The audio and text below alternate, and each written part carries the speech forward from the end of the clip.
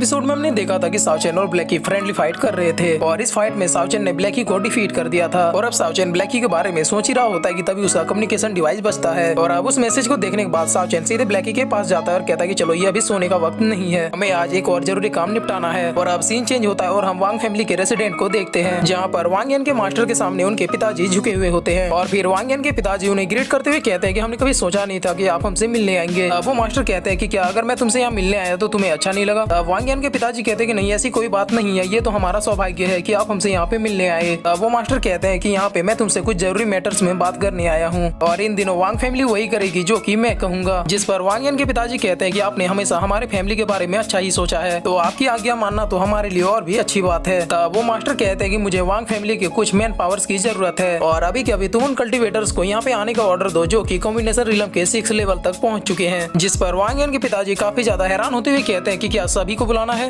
वो मास्टर कहते हैं कि हाँ, जितने भी लोग हैं कॉम्बिनेशन रिलम के 6 लेवल पे वो सारे के सारे मुझे अभी के अभी चाहिए। और अब सीन चेंज होता है और हमें थोड़ी देर के बाद का सीन दिखाया जाता है जहाँ पर हम देखते हैं कि वांग फैमिली के जितने भी कल्टिवेटर्स हैं जो कि कॉम्बिनेशन रिलम के 6 लेवल के ऊपर हैं, वो सारे उस मास्टर के सामने इकट्ठा हो जाते हैं। और अब उन कल्टिवेटर्स को देखने के बाद वो मास्टर कहते हैं कि ग्रेट, मैंने कभी एक्सपेक्ट नहीं किया था कि वांग फैमिली में एक कॉम्बिनेशन रिलम के 8वें लेवल का भी वॉरियर होगा। और अब वो सारे लोग मास्टर के सामने झुकते हुए उन्हें ग्रेट करते हैं। और अब वांग यान के पिताजी कहते हैं कि मास्टर, आपके कहे अनुसार हमने सारे लोगों को यहाँ पे जमा कर लिया है, तो क्या आप हमें बता सकते हैं कि आगे हमें क्या करना है? वो मास्टर कहते हैं कि चलो मैं एक्सप्लेन करता हूँ कि यहाँ पे मैंने आप लोगों को क्यों बुलाया है। दरअसल तुम सारे लोगों को मेरे साथ ब्लू क्लाउड सेक्ट जाना है और इससे कोई फर्क नहीं पड़ता कि आगे अब क्या होने वाला है, लेकिन अब से और अभी से हम सबका बस एक ही गोल है और वो गोल है ब्लू क्लाउड सेक्ट को पूरी तरह से बर्बाद कर देना और ब्लू क्लाउड सेक्ट का एक भी आदमी जिंदा नहीं बचना चाहिए। और अब ब्लू क्लाउड सेक्ट का नाम सुनते ही वांग यान के पिताजी कहते हैं कि क्या आप सच में ब्लू क्लाउड सेक्ट के ही बारे में बात कर रहे हैं? जिस पर वो मास्टर कहते हैं कि हाँ, क्या तुम्हें कोई दिक्कत है? तब वांग यान के पिताजी कहते हैं कि ब्लू क्लाउड सेक्ट तो बहुत ही ज्यादा कमजोर है और भला उस सेक्ट को खत्म करने के लिए हम इतने सीरियस क्यों हो रहे हैं? और फिर वांग यान के पिताजी कहते हैं कि सीनियर, इस छोटे से काम के लिए आपको अपने हाथ गंदे करने की जरूरत नहीं है। मैं अगर अपने फैमिली के कुछ रैंडम वॉरियर्स को ही भेज दूंगा तो वो सारे ब्लू क्लाउड सेक्ट को तबाह कर देंगे। और अब ये सुनने के बाद वो मास्टर काफी ज्यादा गुस्सा हो जाते हैं और कहते हैं कि क्या तुम्हें मुझ पे कोई डाउट है या फिर तुम्हें ये लग रहा है कि मैं ब्लू क्लाउड सेक्ट के पावर से अनजान हूँ? जिस पर वांग यान के पिताजी कहते हैं कि सीनियर, मेरी इतनी हिम्मत नहीं है कि मैं आपके ऊपर डाउट कर सकूं। और अब वो मास्टर कहते हैं कि जरा तुम अपने बेटे को देखो, मैंने सबसे पहले उसे ये काम सौंपा था लेकिन वो हार के आया है और उसका रीजन ये है कि उसने अपने एनिमी की पावर्स को अंडरएस्टिमेट किया था। और अब मैं नहीं चाहता कि दोबारा मैं भी वही गलती करूं, क्योंकि अगर मैं उस ब्लू क्लाउड सेक्ट के बच्चे से हार गया तो मेरी पूरी लाइफ एक मजाक बन के रह जाएगी। और अब ये सुनने के बाद वांग यान के पिताजी कहते हैं कि सीनियर, मैं सब कुछ समझ गया। और अब सीन चेंज होता है और हम देखते हैं कि वांग यान अपने कम्युनिकेशन डिवाइस के मैसेज को देख रहा होता है जिस पर लिखा हुआ होता है कि उन सारे लोगों को स्काईलाइन वैली की तरफ से लेके आओ। और अब उस मैसेज को देखने के बाद वांग यान सोच रहा होता है कि आखिरकार वो करने क्या वाला है। और अब सीन चेंज होता है और हम स्काईलाइन वैली को देखते हैं जहाँ पर वो मास्टर वांग यान और वांग यान के पिताजी अपने सारे लोगों के साथ आगे बढ़ रहे होते हैं। और अब उस मास्टर को पता चल जाता है कि इस रास्ते में जरूर कुछ गड़बड़ है। और अब वांग यान के पिताजी वांग यान से पूछते हैं कि बेटा, आखिरकार तुम हमें इस रास्ते से क्यों लेकर आए हो? जिस पर वांग यान बताता है कि पिताजी, दरअसल ये रास्ता काफी ज्यादा छिपा हुआ है और अगर हम इस रास्ते से आगे बढ़ेंगे तो फिर ब्लू क्लाउड सेक्ट पहुंचने से पहले कोई भी हमें नहीं देख पाएगा और ब्लू क्लाउड सेक्ट को पता भी नहीं चलेगा कि हम उनके ऊपर अटैक करने के लिए आ रहे हैं। और अब उनके मास्टर कहते हैं कि टाइम वेस्ट करना बंद करो और जल्दी से जल्दी हमें ब्लू क्लाउड सेक्ट पहुंचना है। जिस पर वांग यान भी अपना हाथ उठा के यस मास्टर कहता है। और तभी हम देखते हैं कि वांग यान दरअसल स्काई लॉर्ड को हाई कह रहा था और अब स्काई लॉर्ड भी उन लोगों को देखते हुए सोचता है कि अच्छा, तो इनके पास कॉम्बिनेशन रिलम के 8वें लेवल के भी कल्टिवेटर हैं। और फिर स्काई लॉर्ड ब्लैकी से कहता है कि ब्लैकी, तुम उन सारे लोगों को देख लेना और मैं इस मास्टर को देख लूंगा कि आखिरकार इसके पास कितनी पावर है। जिस पर ब्लैकी भी नो प्रॉब्लम कहता है। और अब स्काई लॉर्ड उस मास्टर के बारे में सोचते हुए कहता है कि भले ही ये कॉम्बिनेशन रिलम के पीक लेवल पे हो, लेकिन फिर भी मैंने इस आदमी के चारों रिकॉर्ड सेटिंग फोर्स को महसूस किया और ऐसा लग रहा है कि मानो ये जल्दी ही ब्रेक थ्रू करने वाला हो। और फिर स्काई लॉर्ड सोचता है कि अगर हमारी फाइट के दौरान ये लेवल अप हो गया, शायद तब मुझे कोई सीरियस प्रॉब्लम हो सकती है और इसीलिए फाइट को ज्यादा लंबा न खींचते हुए मुझे इस आदमी को जल्द से जल्द मारना होगा। और अब सीन चेंज होता है और हम देखते हैं कि वो मास्टर को भी जाते जाते पता चल चुका होता है कि स्काई लॉर्ड उनके आसपास है। और अब वांग यान के पिताजी पूछते हैं कि सीनियर, आप यहाँ पे क्यों रुक गए?